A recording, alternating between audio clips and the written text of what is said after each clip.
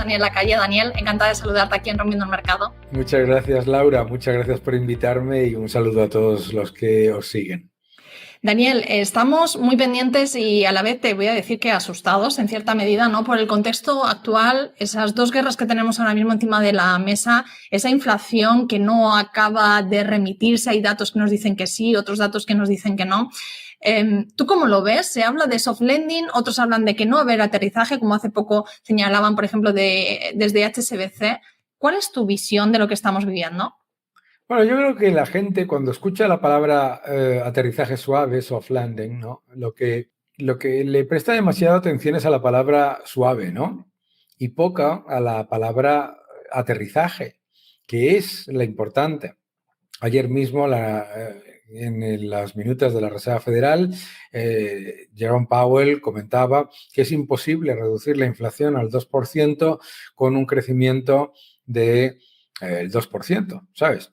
Entonces, yo creo que es muy normal entender que hay que reducir los agregados monetarios, que eso significa mucha menos oferta de crédito, mucho menos impulso fiscal, sobre todo, ¿de acuerdo? Y, por lo tanto, pues el concepto del aterrizaje suave no existe, ¿no? Tiene que haber una contracción, luego podremos debatir si esa contracción es modesta o lo que sea, pero no podemos olvidar que estos datos de Producto Interior Bruto que estamos viendo estos últimos trimestres en la eurozona, en Estados Unidos mismo, vienen con un aumento masivo del endeudamiento y con un aumento masivo del gasto público. Ese gasto público que se aumentó de manera supuestamente extraordinaria en la pandemia y que se ha consolidado y se ha aumentado, ¿no? Entonces yo creo que es importante entender que cuando hablamos de aterrizaje suave tiene que haber una contracción y que esa contracción puede luego ser efectivamente suave. Pero claro, es que el mercado está orientado a unos datos macroeconómicos que consideran que solamente pueden mejorar.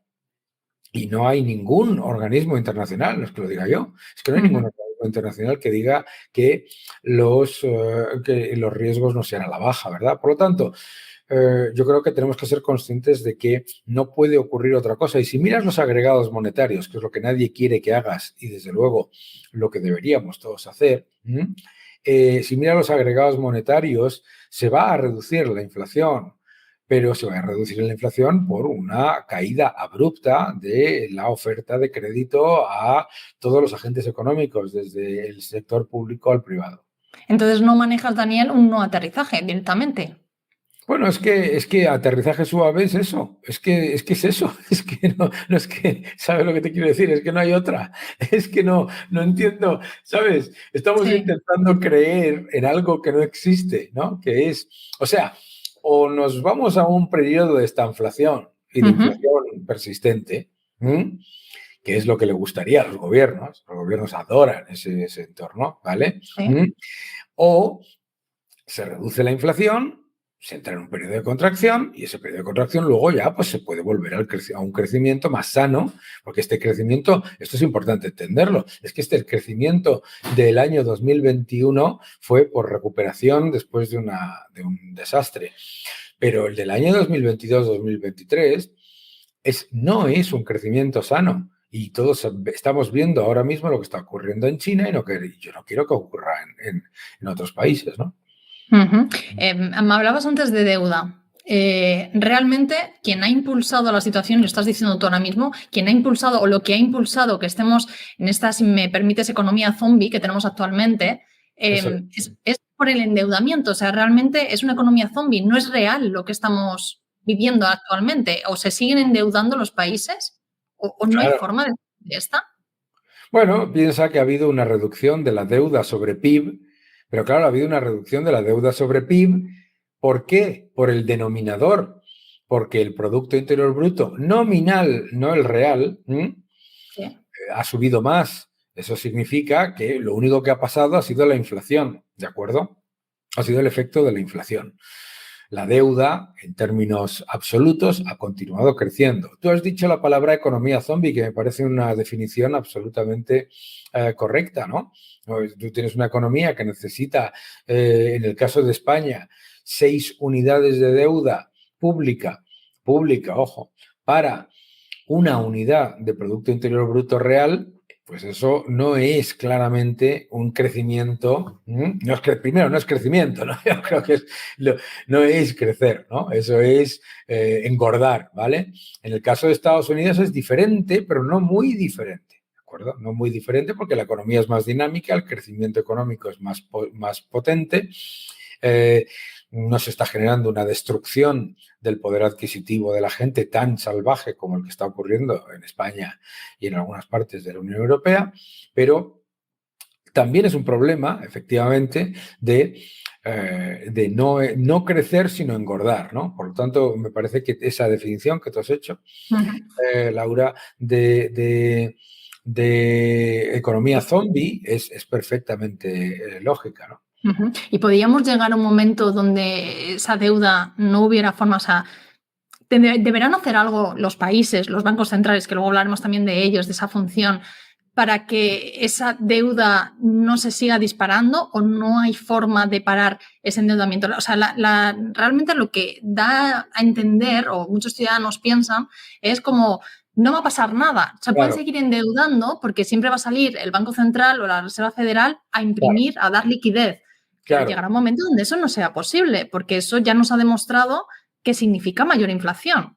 Claro, lo estamos viviendo, de hecho. Estamos viviendo ese ya no se puede hacer, ¿no? O sea, los bancos centrales, hay una cosa que no se dice en los medios y mercados financieros lo suficiente. Los bancos centrales están en pérdidas, ¿vale? ¿Y eso qué significa? ¿Cómo que están en pérdidas? Para que claro. Pues los activos que tienes en el balance, su precio es muy inferior al precio al que los compraste, ¿no? Y por lo tanto hay un desequilibrio, igual que un banco que de repente pues tiene sus préstamos valen mucho menos y tiene un problema y tiene que acudir al mercado a pedir acciones o a emitir acciones, perdona, o a pedir algún tipo de rescate, pues los bancos centrales están en pérdidas. Entonces, los bancos centrales están en pérdidas. Segundo, la pérdida de poder adquisitivo en las monedas que emiten esos bancos centrales es muy elevada, la inflación, ¿de acuerdo?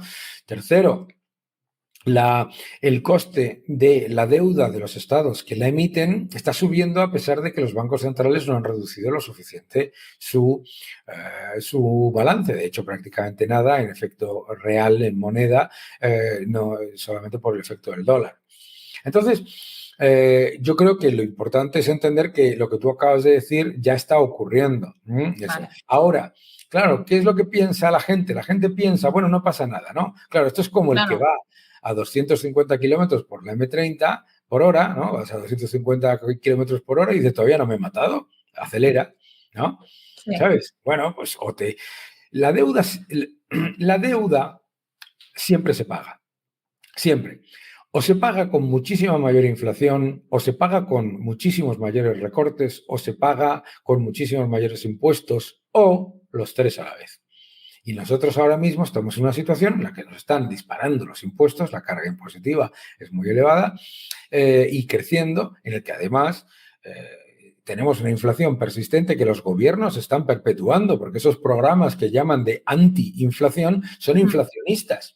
Claro, estás utilizando nuevas unidades monetarias creadas artificialmente para subvencionar el consumo, que es obviamente inflacionista, ¿verdad? Entonces, eso ya está ocurriendo y, como te comentaba, bueno, lo que pasa es que un problema de ese tipo no salta como una crisis inmobiliaria o algo parecido, sino que Pero porque a lo mejor, Daniel, perdón que te interrumpa, porque a lo mejor no somos conscientes los ciudadanos de cómo nos puede afectar la deuda. Es decir, una crisis inmobiliaria, salimos a la calle y lo vemos. No sé, la inflación, vamos al supermercado y todos lo estamos notando. No hay quien compre ciertos alimentos y ciertos productos, como el aceite de oliva aquí en España. Puede ser por eso, porque hablamos de deuda y es muy verdad que yo, en mi contexto, ¿no? Con gente que a lo mejor no entiende tanto de economía y muchas veces yo hablo eso. Yo es que lo que tenemos montado con la deuda no en España, sino a nivel internacional es muy grande y es como que a la gente le da igual. Ahora sí, saco la conversación de, ostras, y del supermercado y el aceite, ¿cómo está? Y dice, uy, sí, la inflación. O sea, la inflación está como entre todos nosotros, pero la deuda, ¿cómo nos afecta a nosotros como ciudadanos? O sea, yo creo que la gente no es consciente de ello. Bueno, no es consciente porque, claro, le está afectando en la inflación, ¿eh? Decía Ronald Reagan, con toda la razón, que la inflación es el precio de las cosas que te decía el gobierno que eran gratis, ¿no? Claro. Sí. O sea, lo estás pagando. Lo que pasa es que tú te crees que no lo estás pagando. La inflación lo estás pagando en el impuesto inflacionario, lo estás pagando en muchos más impuestos, que sí los notan los ciudadanos, lo estás pagando también en menor crecimiento, menor renta disponible, salarios reales más bajos. Entonces, que la gente no lo entiende. Bueno, es como, no lo sé, yo recuerdo cuando la crisis financiera, que vi un programa en Estados Unidos, en la televisión, en el que salía una señora que decía que no sabía que la tarjeta de crédito había que pagarla. No es mi problema, la verdad, es el problema tuyo. Bueno, pues es verdad que la deuda es eso, nos tiene un poco desconcertados muchas veces a los ciudadanos de a pie. Sí es verdad que lo que sí nos está diciendo la economía, si nos fijamos en la renta variable, luego ya hablaremos también un poquito de eso, si nos fijamos un poco en la renta variable, parece que está a otra cosa, o sea, que no va con ella lo que está pasando. Pero sí es verdad que si vemos los bonos, esa burbuja que estamos viendo en los bonos, es como que nos están avisando de que algo gordo está pasando. ¿Es normal que haya, tú que además, Daniel, bueno, que tienes muchísima experiencia con inversiones como gestor de fondos, ¿es normal que haya, bueno, pues ese descontrol entre renta fija y renta variable en una situación como la actual? Porque eso también nos vuelve locos, ¿no? A los inversores, en el sentido de, ¿qué hago yo con mis inversiones? O sea, ¿esto se va, con perdón, a la mierda, según los estamos viendo en los bonos, o la renta variable que, bueno, oye, pues ahí va, de momento, ahí sigue, llevamos un año que no está mal del todo? Claro, lo que pasa es que la renta variable luego, pues en realidad está muy disfrazada por 7, 10 valores, ¿no? O sea, por ejemplo, en Estados Unidos el S&P 500 de 493 compañías no ha hecho nada. De hecho, está en negativo, ¿no? Y 7 compañías justifican toda la subida, ¿verdad? En el Eurostock 600 es muy parecido. Entonces, claro, dices, el otro día lo decía, ¿no? Me decían, no, es que claro, mira qué bien va la bolsa y me decían, hombre, pues las utility van muy mal, hombre, pues las esto van muy mal, hombre, pues esto, claro, ¿sabes? Entonces, si lo piensas, lo que está ocurriendo, ¿no? Sí. Tiene toda la lógica, ¿no? Está ocurriendo es destrucción lenta del poder adquisitivo de la moneda e inflación persistente. Esas dos cosas, ¿a quién hacen más daño? A los bonos, ¿no? Porque claro, este iba a ser el año de los bonos. Sí. Whatever. Es que yo me acuerdo que tuve una discusión con un señor que decía, no, es que hay que comprar bonos, y hombre, duración, tal, hombre, cuidado, que esa idea de que la inflación se acaba en junio es voluntarismo, ¿no? Entonces, ¿qué es lo que ocurre? Lo que está pasando con los bonos está pasando con las utilities en equity, está pasando con los activos de más larga duración, en equity, pues el sector del automóvil, etcétera, etcétera. En realidad, lo que estamos viviendo es el efecto de la inflación. Y claro, el efecto de la inflación, ¿a quién no le afecta? A las empresas tecnológicas. Que ¿Sabes? son las que tiran, claro. Que son las que están tirando. ¿Y por qué están tirando las empresas tecnológicas? Dos factores. Los bancos centrales han dejado de subir tipos antes de haber ganado la batalla contra la inflación, que es que ya es la bomba, ¿sabes?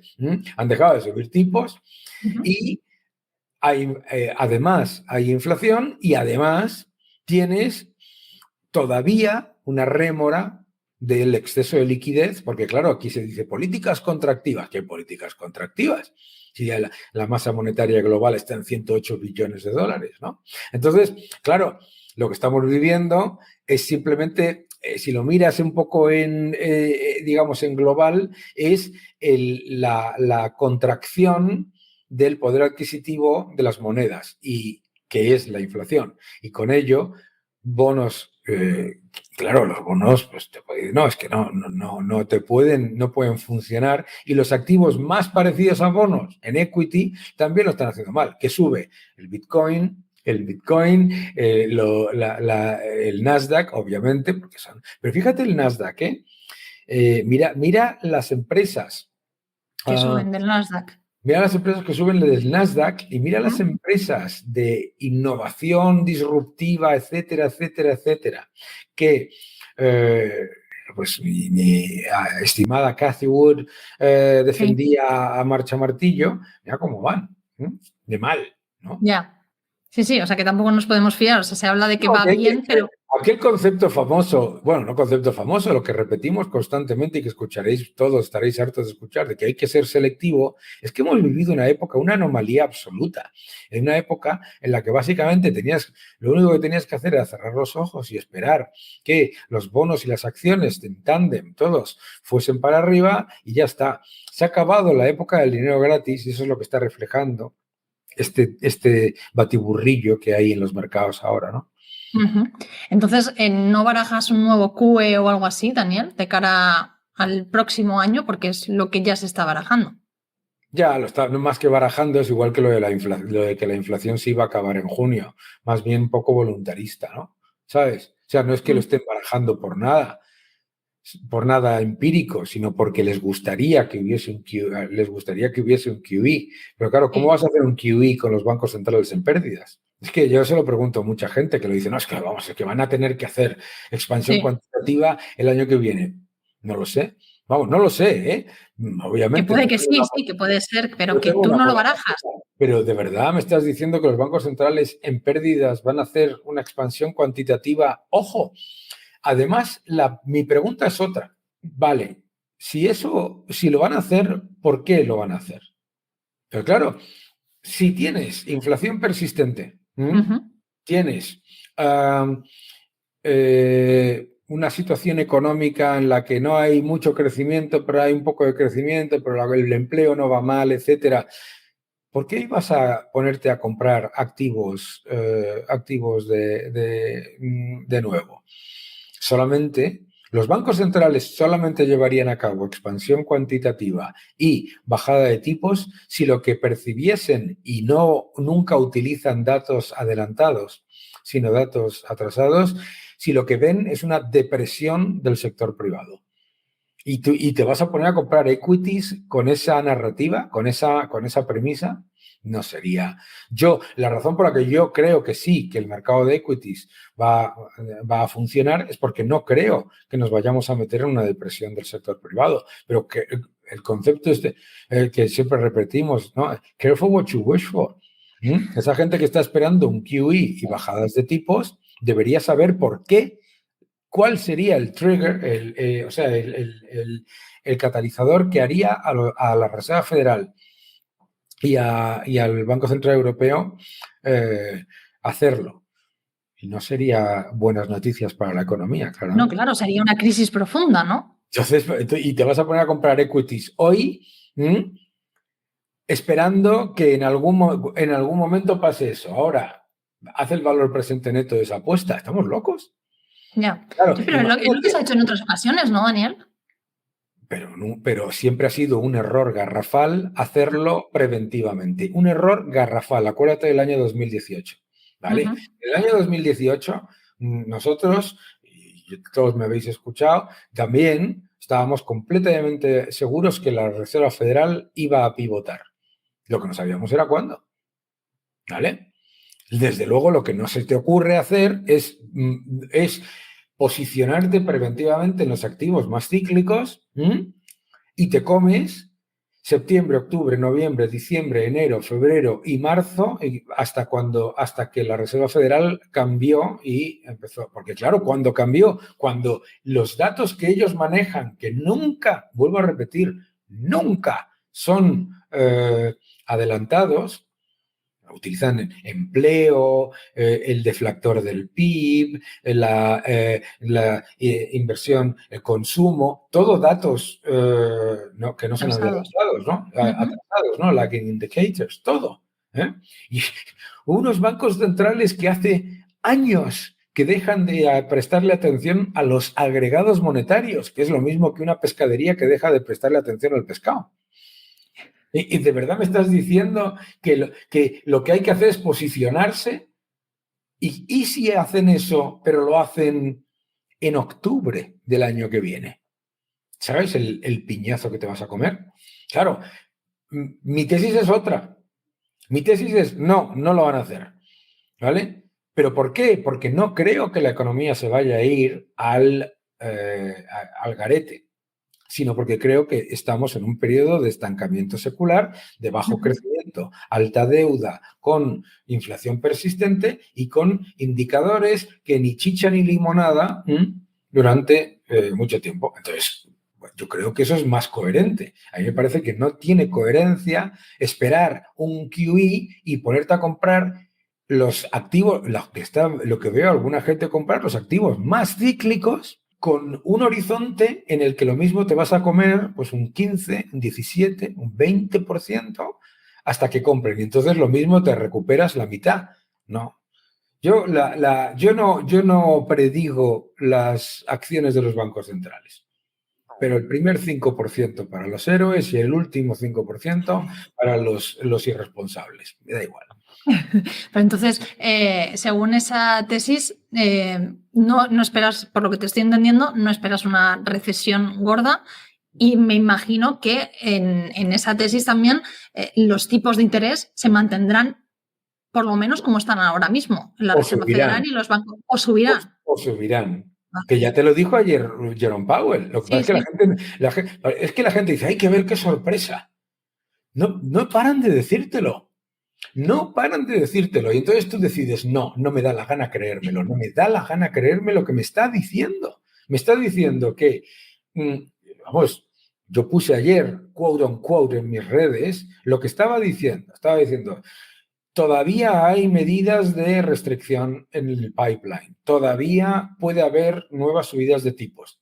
Y entonces, alguien, no sé quién, por qué, y sobre todo por qué, no lo entiendo, decide, no me lo creo. Me voy a posicionar en el lado contrario de esa apuesta. ¿What? ¿Por qué? ¿Sabes? No, pues a mí me dice el Banco Central, voy a hacer esto, esto y esto. Si cambia, yo cambio, pero si no cambia, ¿por qué? Pero además no tiene ningún sentido cambiar, por otro lado, es que no lo veo por qué va a cambiar. Pero puede ser también porque en muchas ocasiones ha dicho que va a hacer una cosa y luego no la hace. Y por eso no se lo creen. No porque te han dicho que va a hacer una cosa y no la hacen. Ojo, sino porque durante años, en la época del dinero barato, te decían que hacían una cosa y la hacían, ojo, vale. pero, ¿qué era lo que pasaba? Era muy lucrativo comprar las malas noticias porque se suponía que lo que te decían que estaban haciendo iban a hacer más. Es decir, que había expansión cuantitativa, van a hacer más. ¿Vale? Entonces salía mal dato de empleo, compra. Mal dato de resultados empresariales malos, compra. Claro, eso es un incentivo perverso, ¿vale? Lo que viene a ser el sentimiento contrario. Pero no te estaban diciendo, voy a hacer una cosa y hacen la contraria, sino voy a hacer una cosa y hacen más de lo que estaban diciendo. Te decían, no vamos a bajar los tipos, pero no te estaban diciendo vamos a subirlos. Es que, ¿sabes lo que pasa? Llevamos dos generaciones de traders que no han visto, tú eres muy joven también, no han visto nada más que políticas expansivas. Nada más. Lo único que han visto han sido bajadas de tipos y aumentos del balance de los bancos centrales. Entonces, claro, para esa gente, con todo mi cariño, ¿sabes? Esto es como, yo qué sé, aparecer en Xanadu y te sale Olivia Newton-John en patinete. ¿Qué es esto? Claro, es como, pero tenemos que ser conscientes, lo único que le quiero transmitir a la gente, que lo anómalo ha sido 2009-2019, ¿sabes? Sí. Eso ha sido lo anómalo. Entonces, me dices, bueno, pero es que van a volver a hacerlo. Vale, no entro en el debate. Espera a que lo hagan, porque te No te puedes pasar. adelantes, entonces. Lo No que te quieres decir es, adelantes, no sabemos lo que va a pasar, pero no te adelantes a lo que nos están diciendo, ¿no? porque además hay un elemento de credibilidad que no queremos entender. No nos queremos dar cuenta que un banco central que está en pérdidas, que se ha equivocado no un poco, sino lo siguiente en la inflación, que además sabe que la inflación es culpa de ellos. Aquí tonto no hay ninguno, ¿eh? ¿Vale?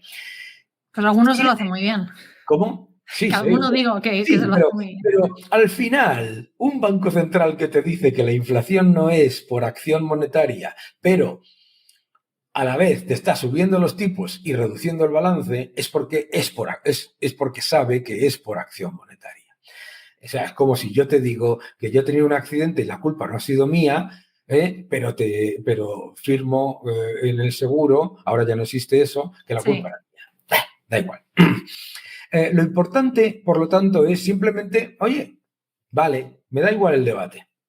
Me da igual el debate. Los bancos centrales ahora no tienen ningún incentivo, ni interno ni externo, para llevar a cabo ni expansión cuantitativa, ni bajadas de tipos. De hecho, tienen todos los incentivos para mantener o subir los tipos y para dejar que el mercado de bonos baje de precio y suba de rentabilidad. ¿Para qué? Para que cuando entonces sí compren activos que tengan una cierta capacidad de revalorización. Lo que saben los bancos centrales es que comprando activos con rentabilidad real negativa, que es lo que han estado haciendo toda esta panda de desgarramantas en este periodo, ¿vale? Se han metido en donde se han metido. Y al final esto es una cuestión de credibilidad. Y la credibilidad no se manifiesta en lo que le guste a un operador de mercado, a ti, a mí o a cualquiera de los que nos está viendo. La credibilidad se manifiesta en el poder adquisitivo de la moneda. Por eso la inflación es el único factor al que le tienes que prestar atención. Y si le tienes que prestar atención a un único factor, le tienes que prestar atención a los agregados monetarios. Los agregados monetarios te dijeron claramente que la inflación ni era transitoria, ni era por las cadenas de suministros, ni era por la guerra de Ucrania, ni era por la reunión de ABA, sino que era por el exceso del dinero. Bueno, pues sigue los agregados monetarios y junto con ellos, ahí te podrás hacer una idea de cuándo cambiará la posición de los bancos centrales en cuanto a la inyección de dinero. Estamos lejos, en mi opinión. O sea, que los bancos centrales han equivocado a la hora de llevar todo este contexto actual. Hombre, claro. Desde la pandemia. Hombre, vamos, pero ni lo niegan, ni lo niegan. Ayer mismo, Jerome Powell te dijo, y cito, bueno, echando la vista atrás, la verdad es que la Reserva Federal debería haber hecho menos en la época de la pandemia. Hombre, gracias. Solo ha tardado 3 años en darse cuenta. Ya. Claro. Que bueno, a veces los errores cuesta muchas veces reconocerlos.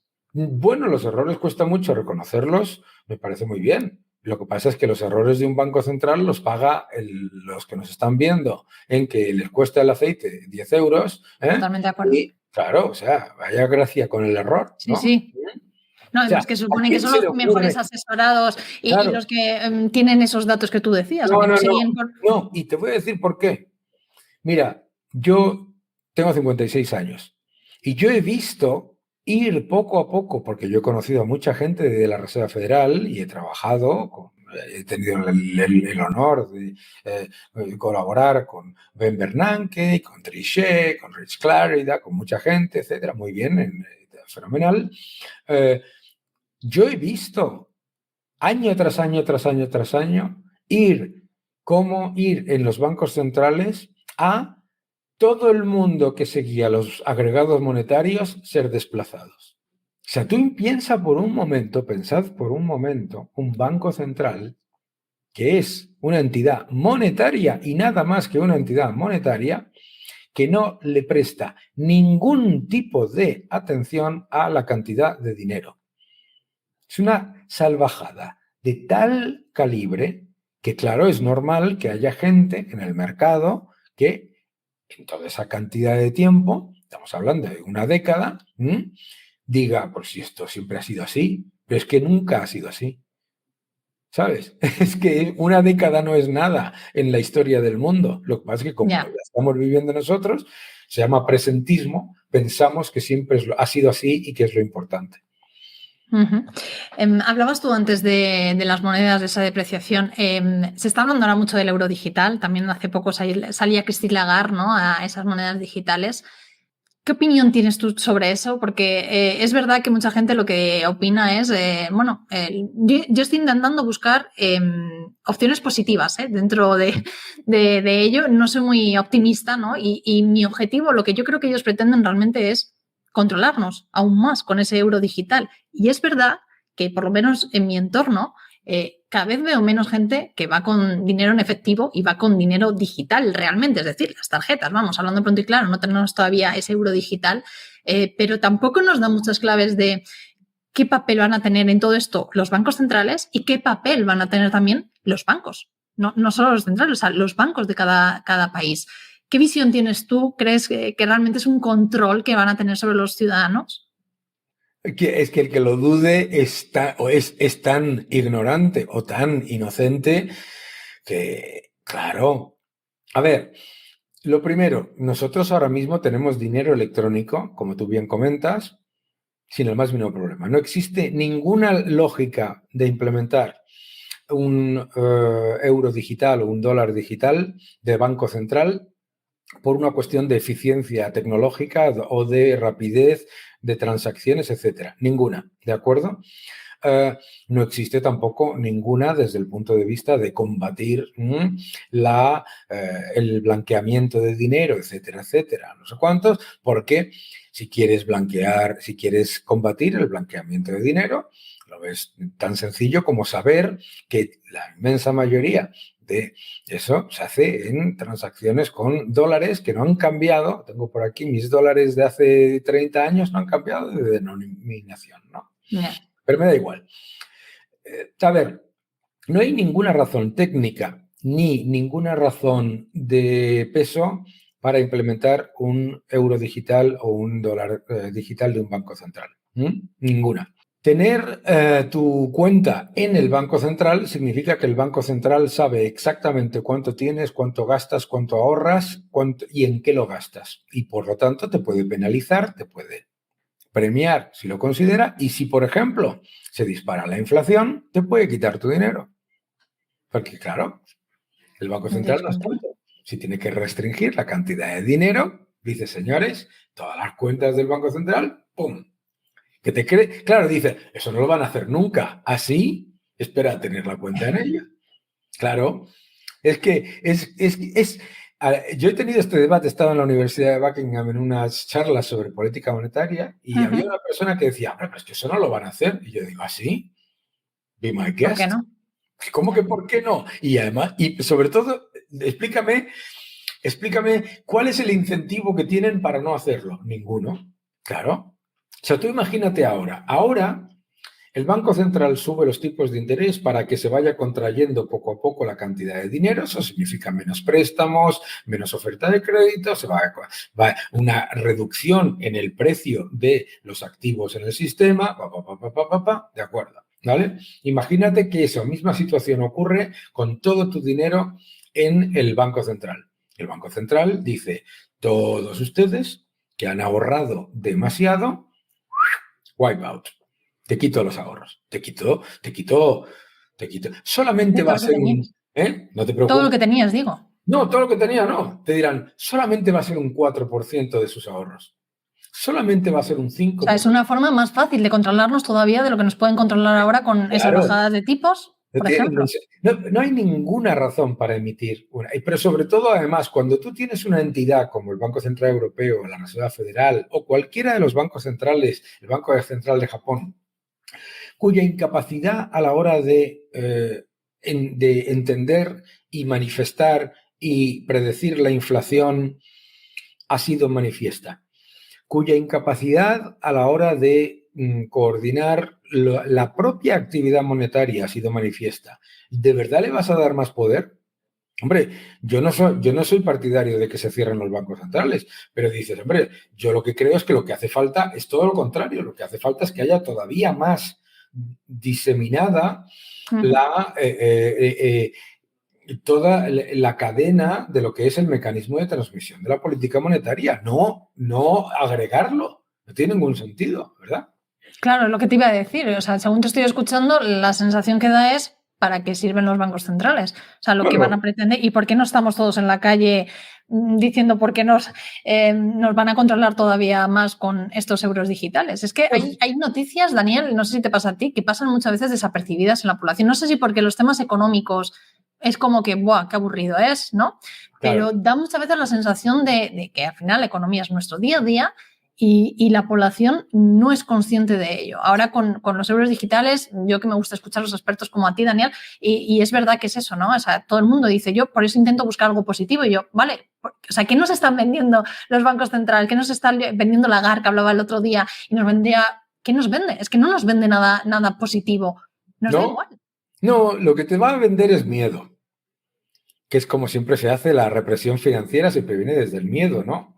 O sea, el primer quantitative easing se lanza diciendo, o se hace esto o el mundo se va a acabar. Y dice, hombre, pues ya que el mundo se va a acabar, inmediatamente todos los congresistas de Estados Unidos firman, pero dirán, ¿será verdad? ¿No? Claro. Entonces, claro, te dicen, ¿qué te van a decir? Te van a decir, si tiene usted su dinero en el Banco Central, nunca va a perder su dinero porque, claro, en un banco comercial usted podría perder su dinero. Usted podría perder su dinero si ese banco quiebra, ¿verdad? Sin embargo, el Banco Central nunca quiebra. Y lo que usted no, a la persona a la que le venden eso, no se pregunta es ¿por qué nunca quiebra un banco central? Y la razón por la que nunca quiebra un banco central es porque destruye el poder adquisitivo de tu moneda, ¿vale? Entonces, lo único que tú deberías decir es, bueno, pues ante el riesgo de que un banco pueda quebrar, déjeme que haya muchísimos bancos en los que yo pueda tener mis ahorros y mis distintas cosas y ya me gestiono yo. No, no. Dale monopolio al Estado, dale el monopolio al Estado, que es justo lo que necesitas. Entonces, pero se utilizará siempre. Y además, como siempre en este tipo de cosas, el primer empuje será positivo, te lo garantizo. Cuando lancen un euro digital, un dólar digital del Banco Central, te garantizo, igual que pasó con el Quantitative Easing One, te garantizo que el primero va a tener éxito, porque no son tontos. Entonces la gente dirá, vamos a por el segundo, y en el segundo te pillaron. ¿Sabes? Y la evidencia es empírica, o sea, el primer QE tiene un impacto rapidísimo en la economía, en el crédito, en el tal, todo, y todo el mundo dice, wow, hemos encontrado la panacea. El 2, el 3, el 4, el 65, todo lo demás, vamos, el impacto en productividad, en crecimiento, en todo ha sido pobrísimo, y ya no te quiero decir en deuda, claro.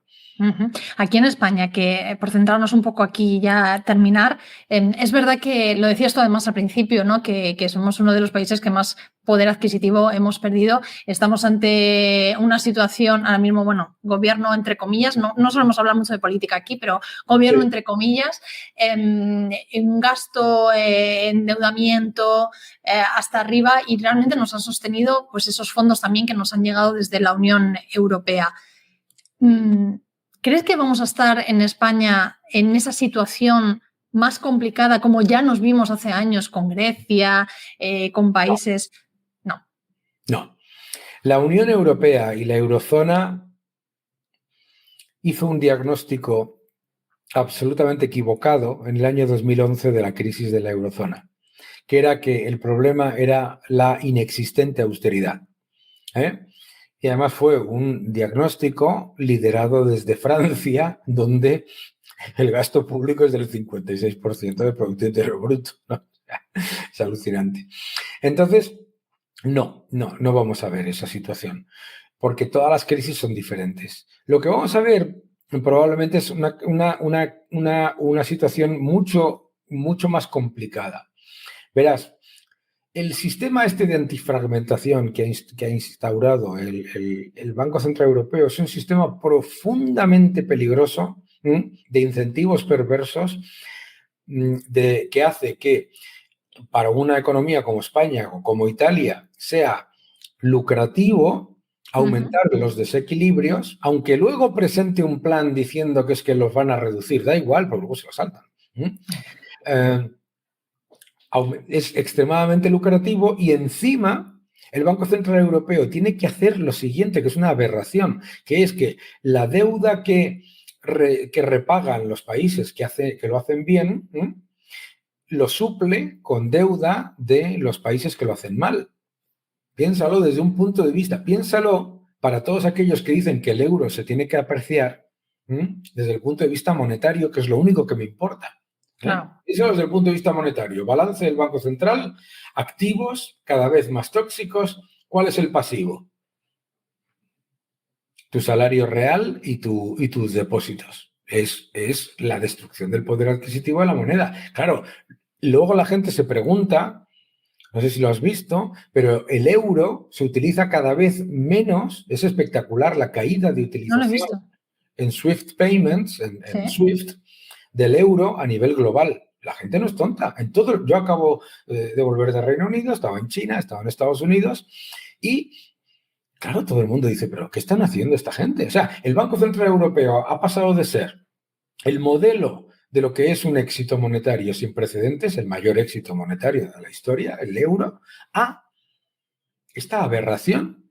Entonces, claro, eso claramente tiene consecuencias, ¿no? Pero una de las consecuencias es que los países entran en desequilibrios inasumibles y se disfrazan mientras los países que lo están sosteniendo lo acepten. Ahora, yo tengo familia en Alemania, dile a la gente de Alemania que se siga imprimiendo dinero, ¿vale? Cuando ellos ni sus pensiones se revisan con el IPC, ni sus salarios se revisan con el IPC, ni sus nada se revisan con el IPC y tienen una inflación acumulada del 17% en los últimos 5 años, claro. ¿Sabes? Entonces, yo siempre digo que los Beatles no se separaron porque Ringo estuviera en desacuerdo. Ringo estaba encantado. Con todo mi cariño a Ringo, con todo el talento que tiene. El que terminó con los Beatles fue el que pagaba, Paul McCartney. Dijo, ¿qué narices? ¿Sabes? Ya. Como el que paga se enfade en Europa, vamos a tener un problema. Estamos muy lejos de ello. Eso te iba a preguntar. Estamos pero es un modelo sin futuro, según me estás diciendo.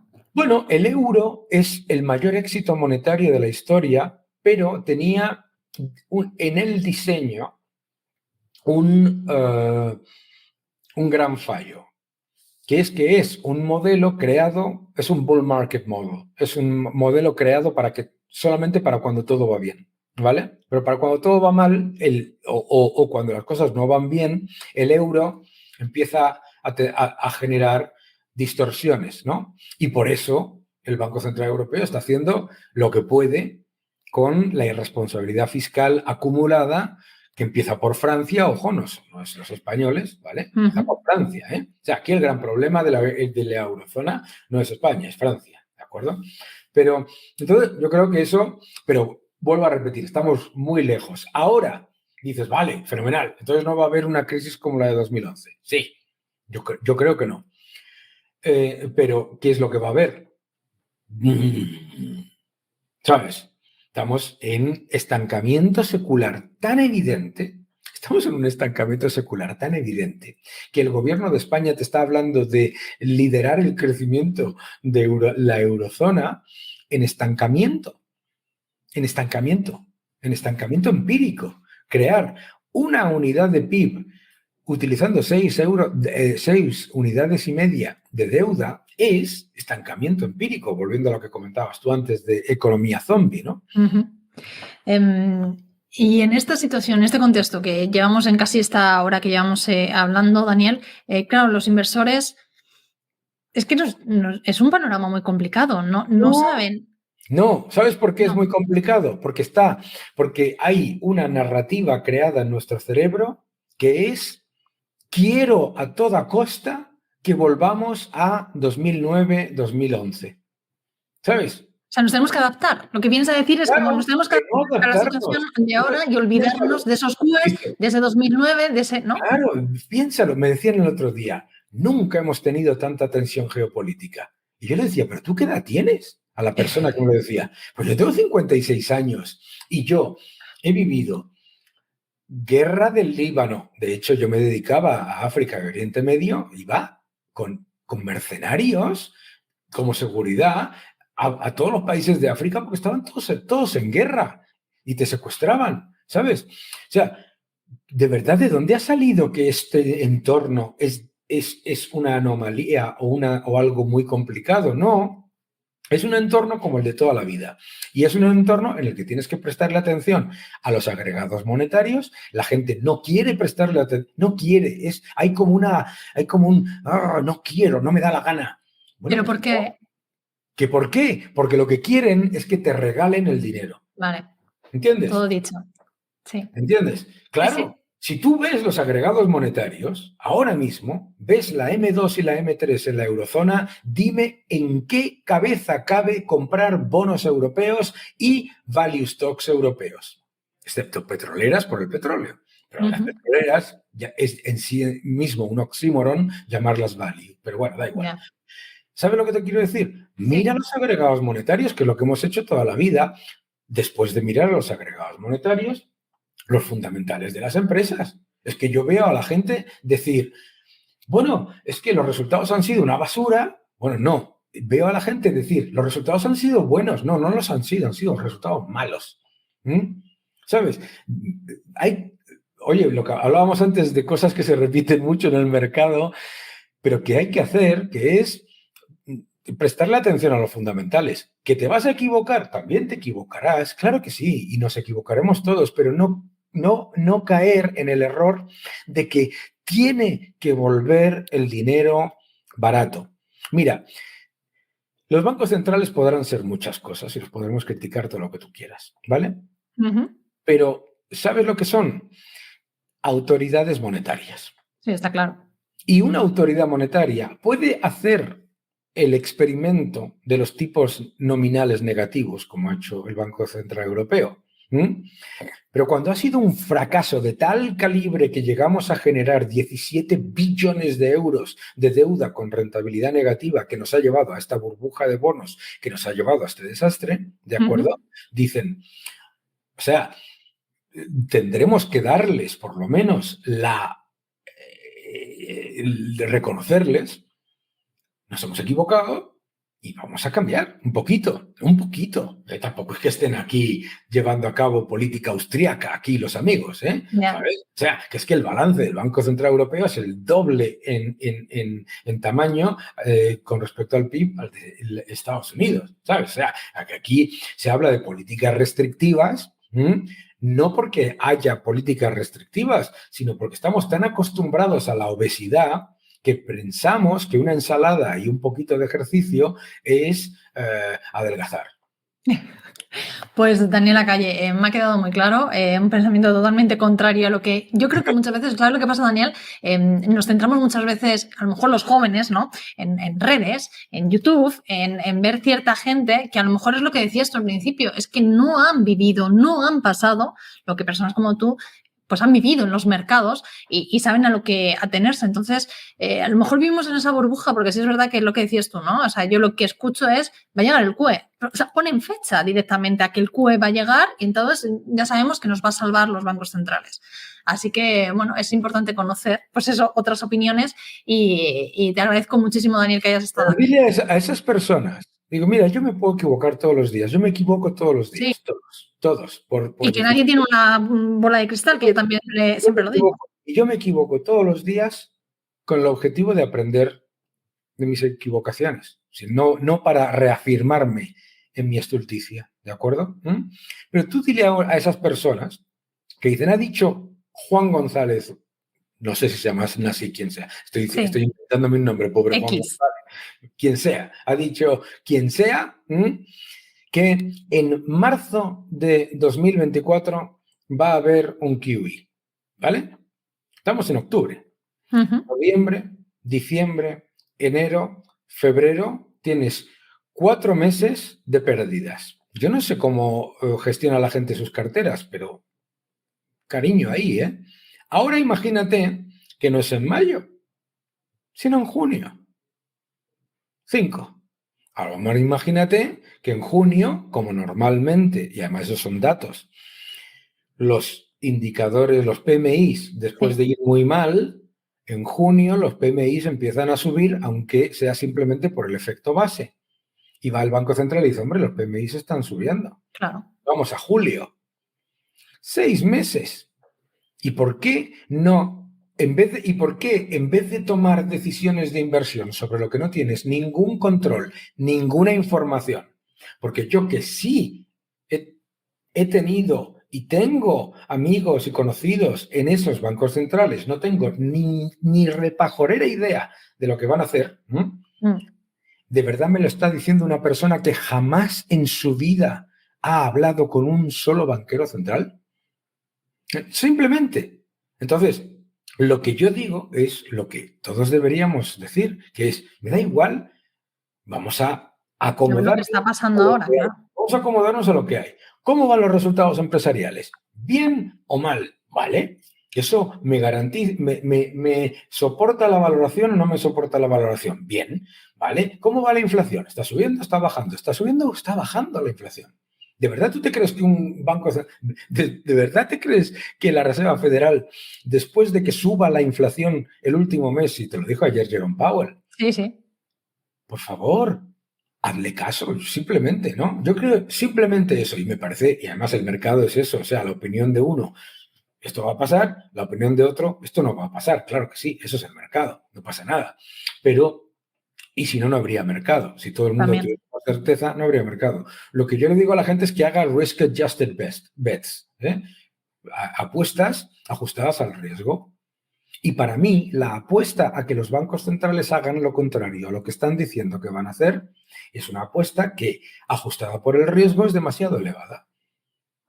Pues totalmente de acuerdo. Un poco más que añadir, Daniel, que muchísimas gracias por estar aquí en Rompiendo el Mercado, que si me lo permites dentro de unos meses, porque yo sé que estás muy liado, pero te invitaré de nuevo a hablar si en marzo, en abril ha habido QE, no ha habido QE, o qué es lo que esperamos para entonces, y veremos todos esos PMIs y esos datos. Así que nada, y seguir, no es la primera vez que me lo dicen, más de un experto me ha dicho, como José Luis Cava, que también estuvo aquí, me decía eso, la importancia del M2 y del M3, los agregados monetarios. José Luis es un crack, claro. Sí. ¿Te caso a José Luis? Sí, sí. No me hagas caso aquí, a mí. Yo soy mayor, él es más joven, creo. Bueno, andaréis más o menos, no sé yo. Pero vamos, también era una de las personas que eso, decía que era muy importante. Escuche, es que yo creo que eso es importante. Escucha, primero, hazte tu propia idea de lo que sea. Por supuesto. ¿No? Pero gente con sentido común, ¿no? ¿Sabes? Bueno, Daniel, un placer, que muchísimas gracias. Que sigáis muy bien. Hasta pronto. Muchas gracias.